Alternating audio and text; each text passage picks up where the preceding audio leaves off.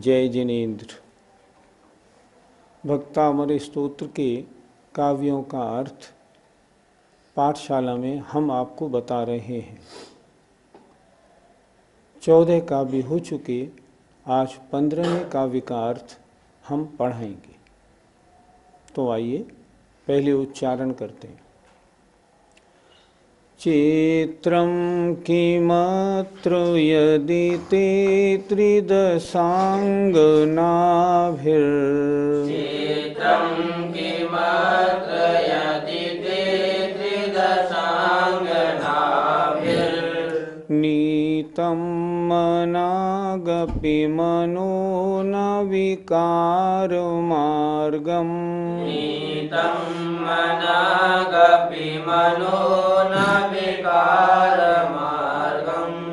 कल्पान्तकालमरुताचलिताचलेन कल्पान्तकालमरुताचलिताचलेन किं मन्दराद्रिशिखरं चलितं कदाचित् किं मन्दराद्रिशिखरं चलितं कदाचित्। बोलिए। चित्रं किमत्र यदि ते नीतं मनागपि मनो न विकारमार्गम् कल्पान्तकालमरुताचलिताचलेन किं मन्दराद्रिशिखरं चलितं कदाचित्। आइए 15वें काव्य के अर्थ पर विचार करते हैं।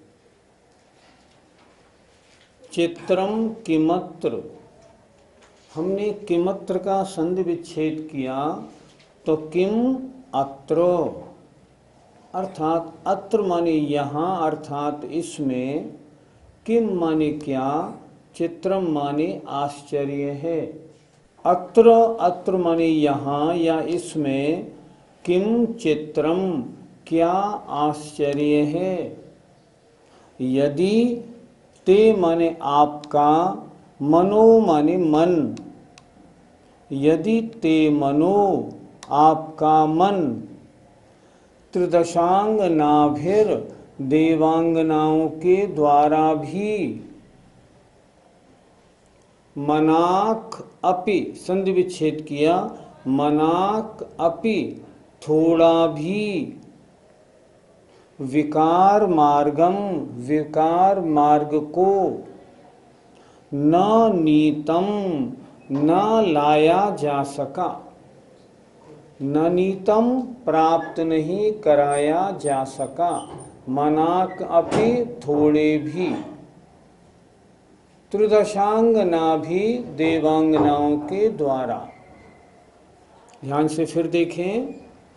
अत्र किम चित्रम, इसमें क्या आश्चर्य है। यदि ते मनो आपका मन, त्रिदशांगना भी देवांगनाओं के द्वारा, मनाक अपि थोड़ा भी, विकार मार्गम विकार मार्ग को, न नीतम न प्राप्त कराया जा सका। भगवान आप जब ध्यान में रहे तो देवांगनाएं भी आई, सब कुछ भी हुआ, लेकिन आपका मन रंच मात्र भी विकार मार्ग को नहीं प्राप्त कराया जा सका। हम अन्य देवों के बारे में सुनते हैं कि जब देवियों का नृत्य प्रारंभ होता था तो वे अपने ध्यान से च्युत हो जाते थे, लेकिन भगवान आप तो वीतरागी देव थे, आपकी कैसी वीतरागता थी ये इसमें बताया है। फिर देखें, अत्र किम चित्रम, इसमें क्या आश्चर्य है। यदि ते मनो आपका मन, त्रिदशांगनाभिर देवांगनाओं के द्वारा, मनाक अपि थोड़ा भी, विकार मार्गम न नीतम विकार मार्ग को प्राप्त न कराया जा सका। इसमें कोई आश्चर्य नहीं। क्यों? आप तो ध्यान में पारंगत हैं भगवान। उदाहरण दे रहे हैं, कल्पांत काल माने प्रलय काल की, मरुता माने हवा। कैसी है हवा? वो अचलेन चलिता, संधि विच्छेद कर दिया। अचल कहते हैं पहाड़, अचलेन पहाड़ों को, चलिता माने हिलाने वाली, पहाड़ों को हिलाने वाली प्रलय काल की हवा, उसके द्वारा किम माने क्या, मंदराद्रि शिखरम, मेरु पर्वत का शिखर, कदाचित चलितम, क्या कभी हिलाया जा सकता है? नहीं। हे भगवान, जैसे प्रलय काल की हवा अन्य छोटे मोटे पर्वतों को, मकानों को और सबको हिला डुला सकती है, लेकिन क्या प्रलय काल की हवा से मेरु पर्वत का शिखर कभी हिलाया जा सकता है? नहीं, कभी नहीं। तो भगवान जैसे प्रलय काल की हवा से मेरु पर्वत का शिखर रंच मात्र भी नहीं हिलाया जा सकता, उसी तरह भगवान देवांगनाएं कितनी भी सुंदर क्यों ना हो, लेकिन वे आपके मन को रंच मात्र भी विकार मार्ग में नहीं ला सके। फिर एक बार देखें नीचे की पंक्ति, अचलेन चलिता, पहाड़ों को हिलाने वाली, कल्पांत काल मरुता, अर्थात कल्पांत प्रलय काल की हवा के द्वारा, किम माने क्या, मेरु पर्वत का शिखर, कदाचित चलितम, कभी हिलाया जा सका? नहीं। तो हे भगवान, जैसे पहाड़ों को हिलाने वाली प्रलय काल की हवा से मेरु पर्वत का शिखर कभी हिलाया नहीं जा सकता है, उसी तरह भगवान देवांगनाओं के द्वारा यदि आपका मन रंच मात्र भी विकार मार्ग को नहीं प्राप्त कराया जा सका, तो इसमें क्या आश्चर्य है? इसमें कोई आश्चर्य की बात नहीं। भगवान आप तो महान ध्यान करने वाले हैं। कोई भी कैसी भी परिस्थिति आ जाए, भगवान पार्श्वनाथ के ऊपर कमठ ने कितना उपसर्ग किया, लेकिन उपसर्ग के बाद रंच मात्र भी उनके मन में विकार नहीं, राग भी नहीं और द्वेष भी नहीं, कुछ भी नहीं। इसी तरह भगवान आपका मन रंच मात्र भी विकार मार्ग को प्राप्त नहीं कराया जा सका। पंडित जी, मन में विकार क्यों आ जाते हैं? मन में विकार आने का कारण है अपने मन को वश में नहीं कर पाना। जिन जीवों की इंद्रियां या मन अपने वश में नहीं होता, उनको विकार आ जाया करते हैं। दिगंबर मुनि महाराज नग्न रहते हैं। नग्न रहना इस बात की गारंटी है कि हमारे मन में रंच मात्र भी विकार नहीं। दिगंबर मुनि महाराज नग्न तो रहते हैं और उनका स्त्रियां, लड़कियां, बच्चियां सबके आसपास आना जाना, सब उनके पास बराबर प्रवचन आदि सुनने आती जाती हैं, लेकिन उनके मन में रंच मात्र भी विकार नहीं होता। तो विकार क्यों आता है? जब मन या इंद्रियां वश में नहीं होती तो विकार आता है।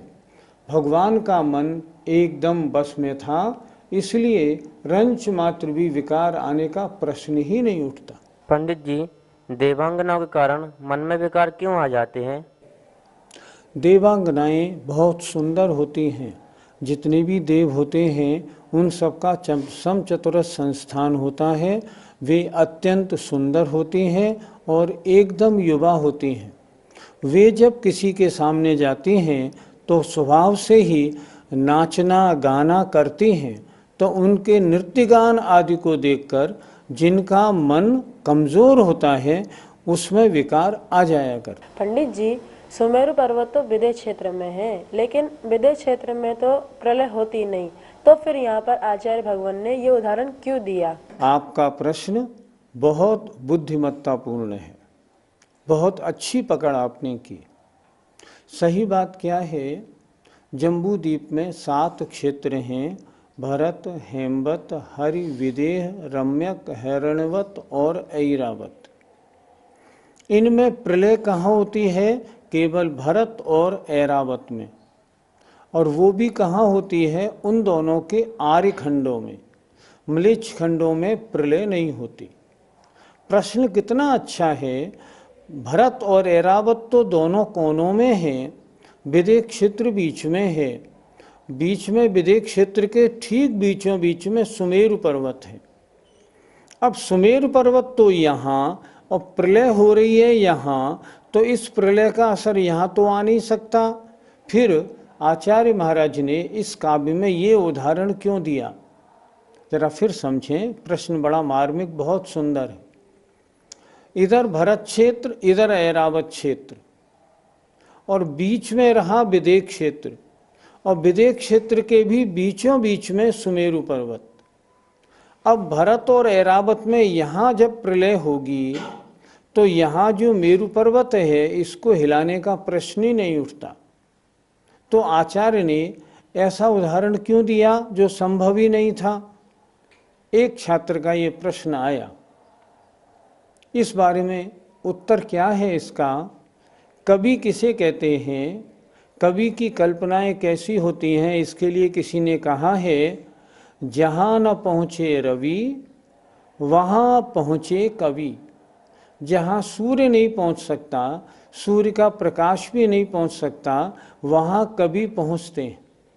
और कवि अपनी बात सिद्ध करने के लिए कवि उदाहरणों को अपनी मन मर्जी से भी पेश कर देते हैं।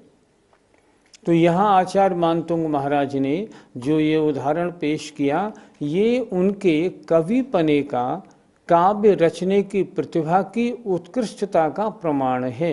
यद्यपि ऐसा कभी संभव नहीं होगा, कभी भी मेरु पर्वत के चारों ओर कभी प्रलय होती नहीं और होगी भी नहीं, लेकिन उदाहरण देने के लिए ये उदाहरण बहुत सुंदर बन पड़ा है और बिल्कुल सही फिट भी ठीक हुआ है।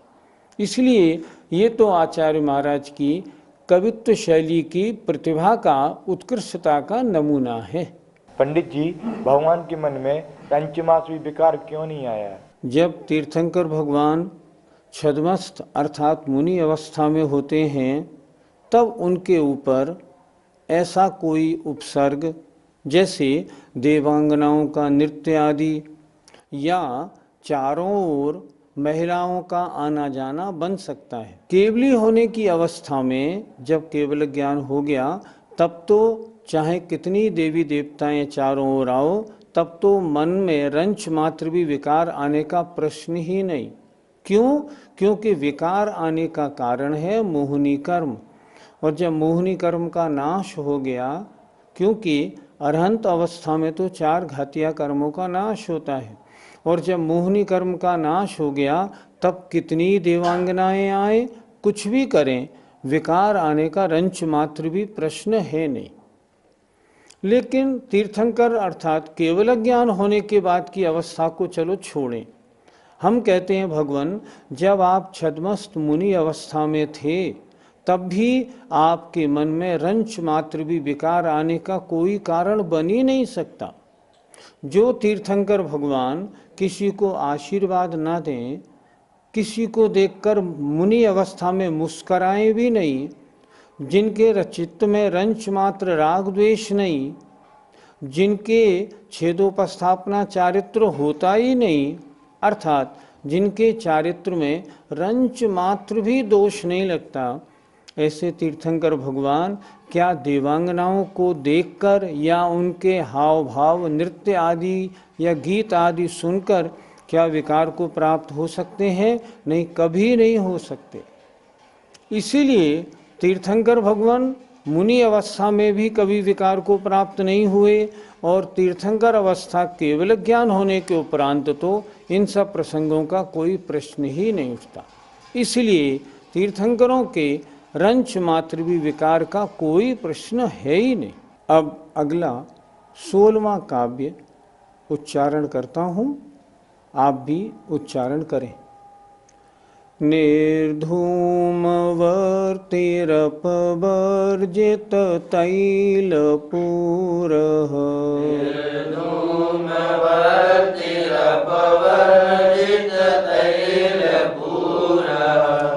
कृष्णं जगत्त्रयमिदं प्रकटीकरोषि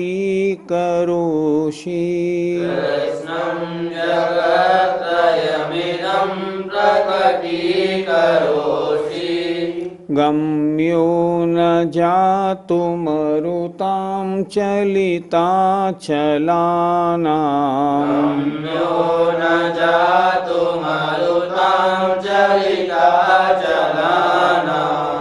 दीपोपरस्त्वमसि नाथ जगत्प्रकाशः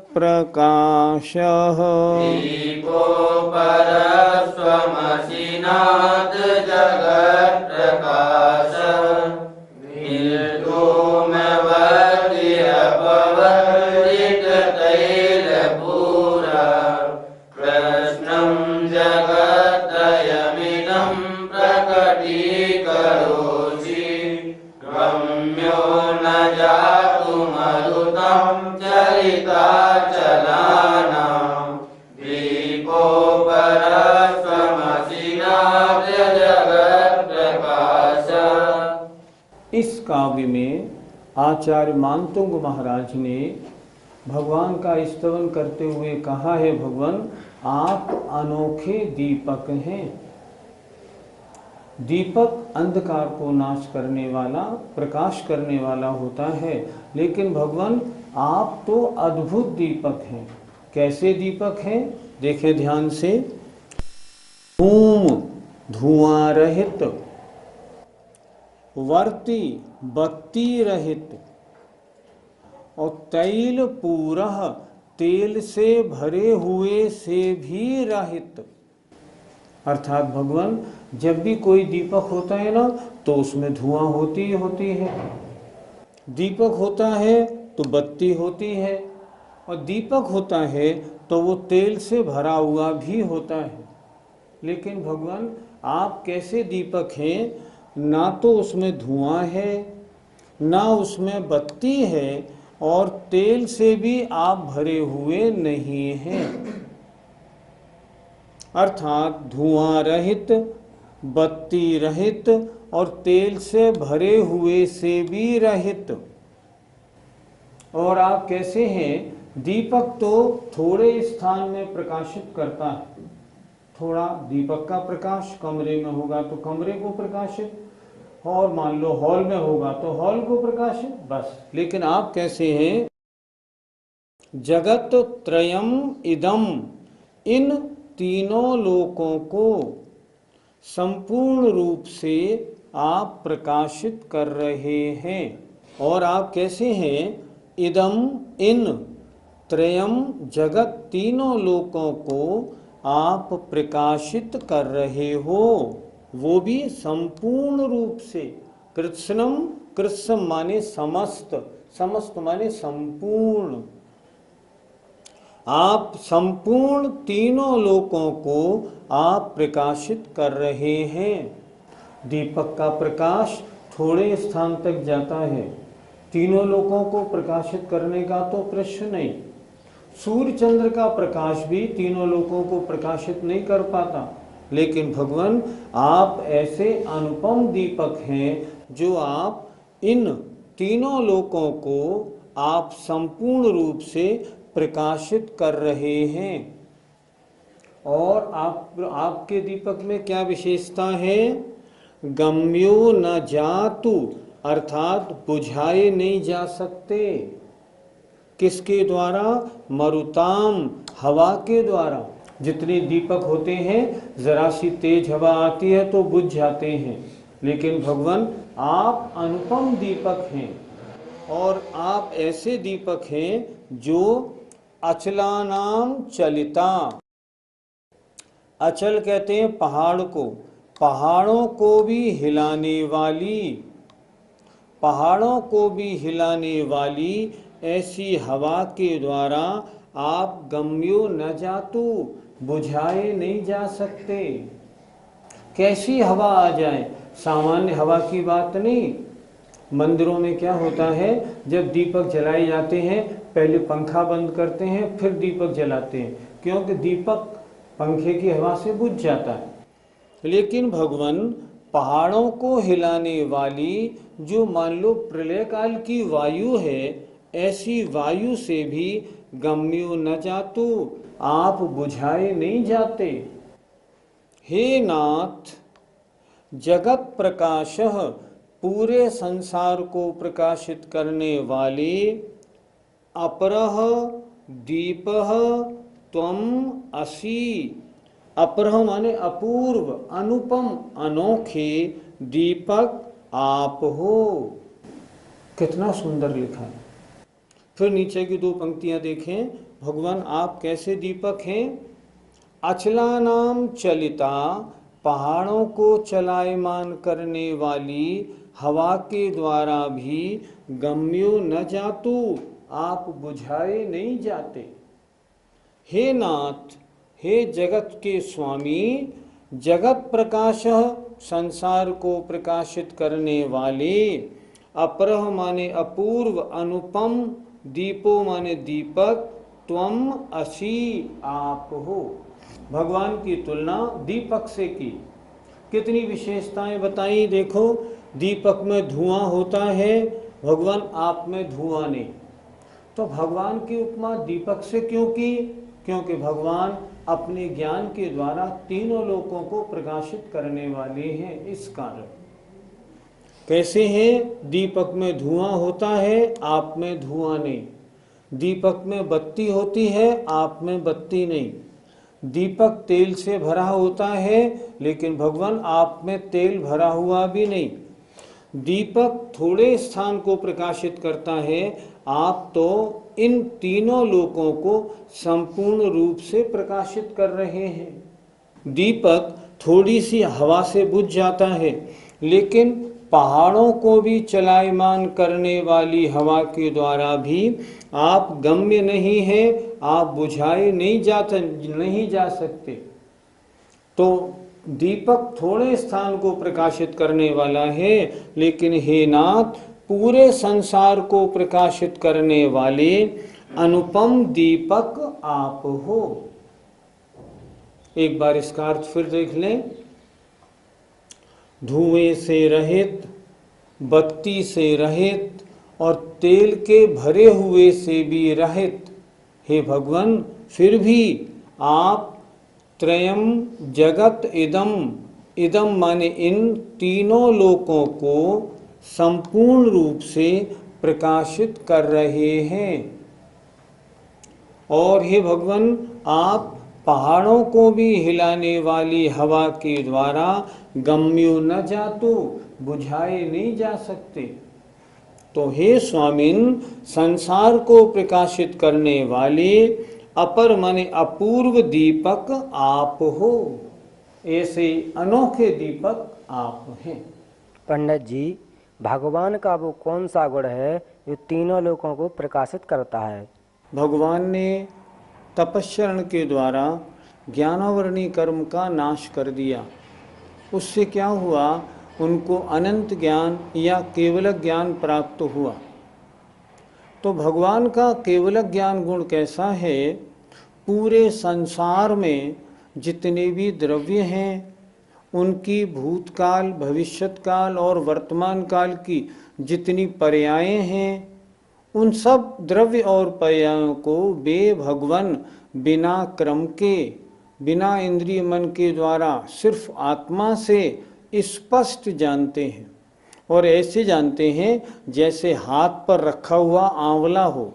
जैसे हाथ पर रखा हुआ आंवला स्पष्ट दिखाई देता है, उसी तरह भगवान के केवल ज्ञान में सारे द्रव्य और उनकी समस्त पर्यायें एक साथ दृष्टिगोचर होती हैं।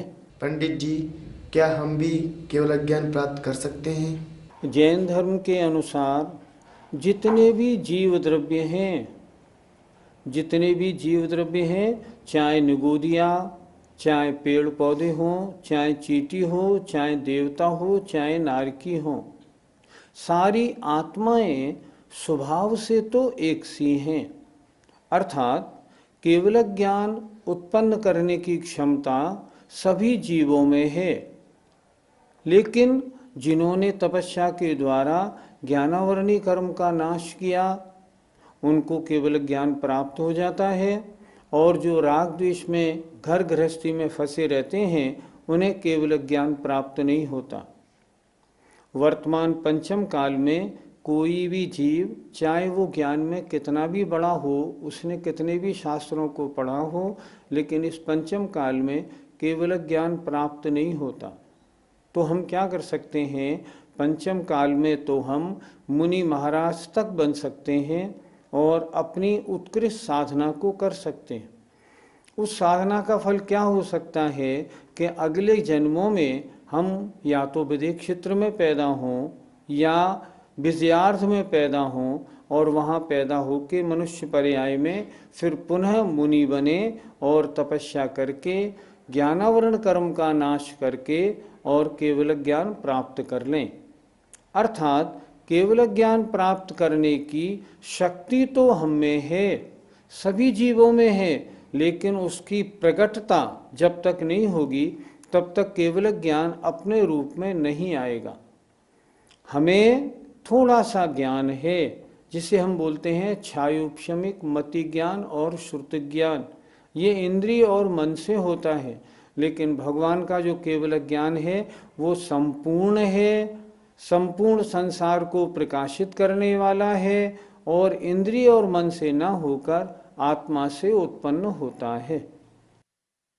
पंडित जी, लौकिक और अलौकिक दीपक में क्या विशेषता बतलाई गई है? लौकिक दीपक, जो दीपक हम जलाते हैं, आरती के लिए हमने दीपक जलाया, दीपावली के दिन हमने दीपक जलाया, ये लौकिक दीपक। और अलौकिक दीपक भगवान का केवल ज्ञान जो सदैव प्रकाशित रहता है। दोनों में अंतर क्या है? लौकिक दीपक जो होगा उसमें धुआं होगा, केवल ज्ञान में धुआं नहीं। लौकिक दीपक बत्ती से जलेगा, केवल ज्ञान में बत्ती नहीं। लौकिक दीपक में तेल लगता है, केवल ज्ञान में तेल नहीं लगता। लौकिक दीपक थोड़े से स्थान में प्रकाश करता है, लेकिन केवल ज्ञान तीनों लोकों को संपूर्ण रूप से प्रकाशित करता है। लौकिक दीपक हवा से बुझ जाता है, लेकिन केवल ज्ञान रूपी दीपक पहाड़ों को हिलाने वाली हवा से भी नहीं हिलता। ये दीपक कैसा है? जो दीपक लौकिक होता है उसकी लौ में भी कंपन होता है, लेकिन केवल ज्ञान में रंच मात्र भी कंपन नहीं होता। केवल ज्ञान घटता बढ़ता नहीं। ऐसे ही भगवान आप अनुपम और अलौकिक दीपक आप हैं। आचार्य मानतुंग महाराज ने प्रकाश करने वाले पदार्थों में जैसे दीपक अच्छा माना जाता है, दीपक से भगवान की तुलना करते हुए कहा है, भगवान जैसे आप हैं, जैसा केवल ज्ञान रूपी दीपक आप में है, वैसा और कोई दीपक है ही नहीं। इसलिए भगवान आप अनुपम और अलौकिक दीपक आप हैं। मुझे उम्मीद है इस काव्य का अर्थ आपको स्पष्ट हो गया होगा। समय भी पूरा हो गया, तो आज पाठशाला में इतना ही होता है। आगे 17 और 18वें काव्य अब अगले कार्यक्रम में करेंगे। जय जिनेन्द्र।